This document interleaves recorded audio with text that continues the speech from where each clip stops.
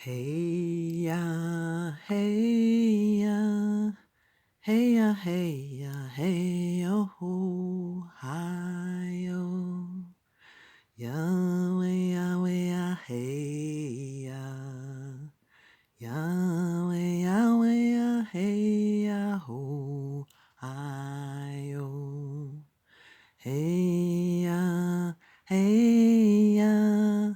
Hey ya, hey ya, hey yo, hi yo. Nogem, shkosin. Bonjour, nogem. Chabape. Nishin nogem, nasapkeini, napchinchinendam. Nungwadash, mandadash on soklanja. Victoria Island, non ben. No commissinda. Oh, your smile. Oh, so bright when you heard my voice from the top of the stairs yesterday. Your dad was coming up the steps with you in your car seat carrier.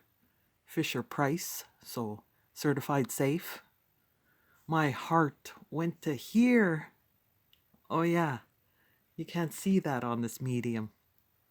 My heart went to hear your heart beat. But oh, geez, you know what I mean?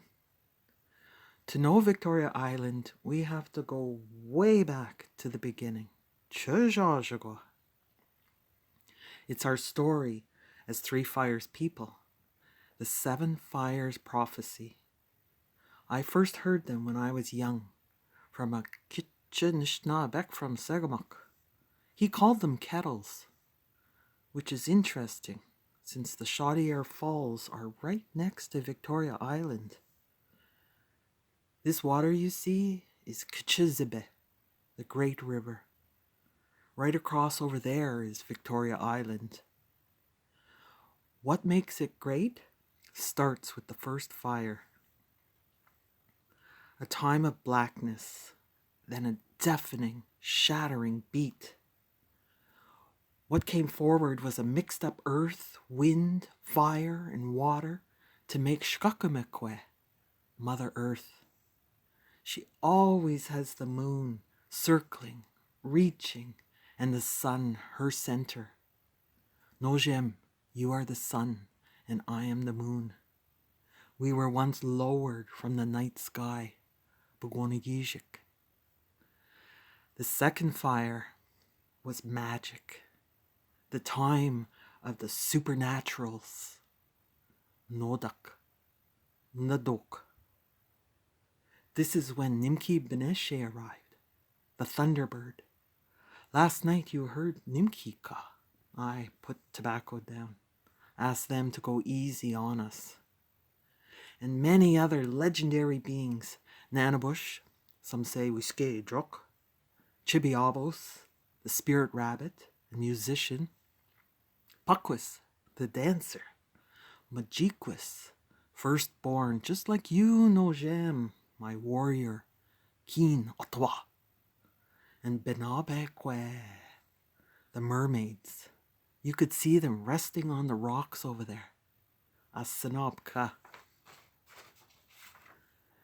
But some Anishinabek made mistakes and went too far with their greed, so the earth was flooded and then frozen.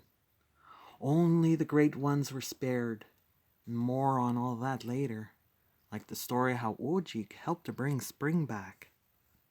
In the third fire, Nojim, Nanabush was floating on a log and needed some earth, and asked the swimmers to go to the bottom of the water and bring some back. First went Beaver, then the Otter, then the Loon tried too, but it was Muskrat, the smallest among the animals, who took his turn while being teased. You're too small to swim down there. Minutes passed. Hours passed. Finally, the tiny body of the muskrat broke the surface of the water. His limp body was without life, but Nanabush uncurled his paw, and there was a tiny speck of dirt. Nanabush placed this on the back of the turtle, and the world was recreated the plants, the animals, the swimmers, multiplied, and finally, last in the order of creation was us, the Anishinaabeg 2.0, like a spontaneous combustion. Looking east from here is where our new life begins. Each morning you see Wabanung. We were now a saltwater people until there was a vision to migrate inland and follow the great mega shell in the sky. Every time we found Menomin, we stopped to rest and rice. That's how we arrived here to occupy Victoria Island. That and the nearby falls. It was the attraction, a power, sacred. Some Anishinaabeg remained. Others picked up the vision and continued on the migration path. We were a nomadic people. At one time, there were 20 million of us Anishinaabeg, 84 nations, as Grandfather William Commanda Bah once said. We knew every part of Turtle Island, some by canoe, some by stories at trading and council fires. The fourth fire started the world anew. The time peace reigned, and we lived in balance with life. We were thankful for the bounty around us, gifts from the Creator. We took care to harvest, to sustain all life for the next harvest. We learned. We shared with each other and got back to Minnow Bamad Zawin.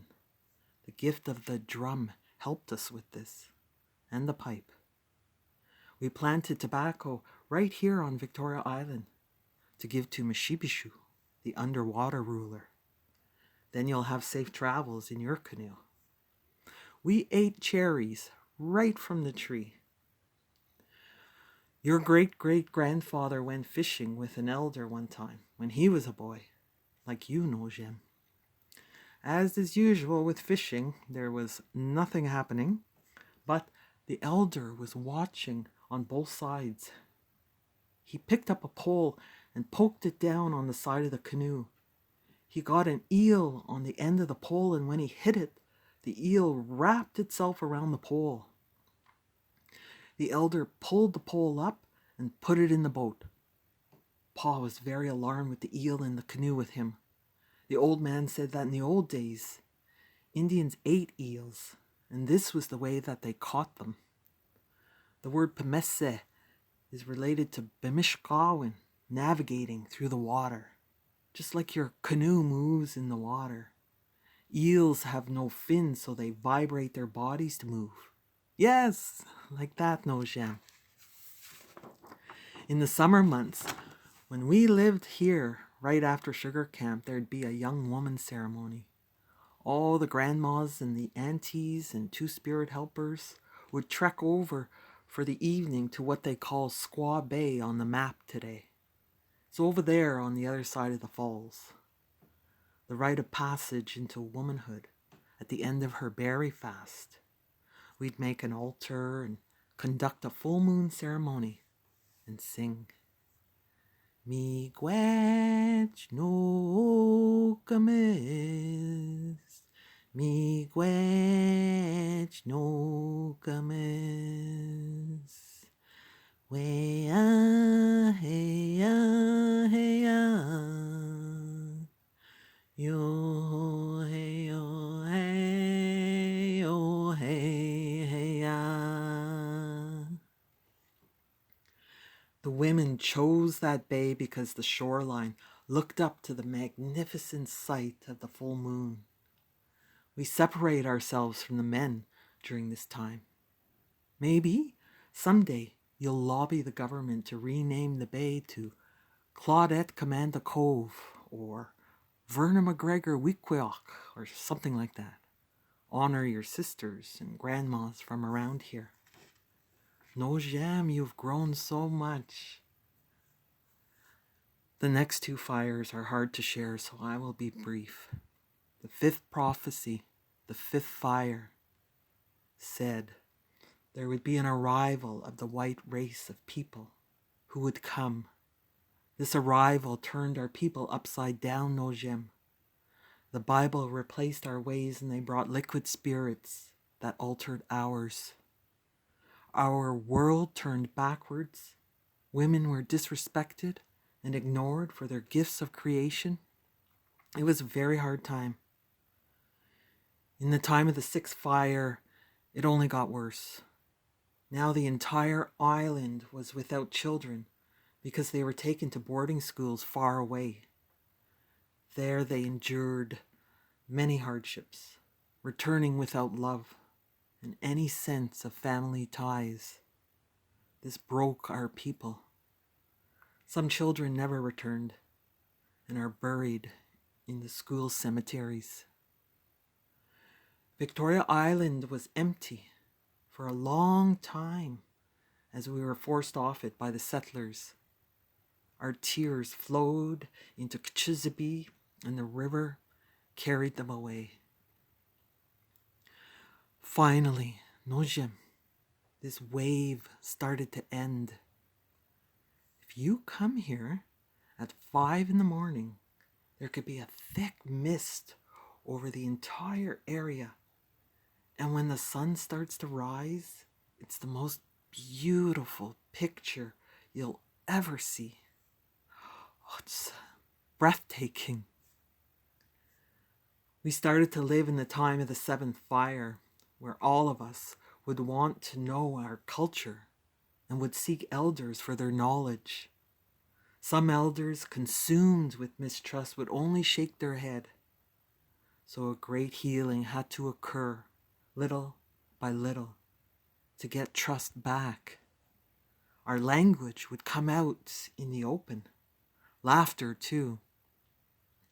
We returned to the council fires, and our clans and ways were taught again. You will sing and dance and come to know the songs of our people and make new ones. What lies ahead is the lighting of the eighth and final fire. We don't know when that will happen. Some say when humans have no choice but to save themselves from their unsustainable ways. Mother Earth is not well. She can live without us. But how much longer will she be pillaged and polluted? She's crying for us to stand up. Nani Bwick! Victoria Island has bared witness to all of this time. The changes, the cycles. And since the 70s, these rocks have seen the sight of our return. The Tobique March for the rights of Native women made me as a young girl feel pride. The Constitution pipe ceremonies, Teresa Spence's fast, I don't know more marches, the Nishiyu walkers. There have been many gatherings and healing circles and canoe festivals and Aboriginal experiences, just like the children of the seventh fire prophecy told us. We have a name for Victoria Island. It's Shkode Mnis, the Island of Fire. One day, the eighth fire will be lit right here. I hope you always return here, Nojem. Look for me in the night sky. I will be up there, awaiting your return.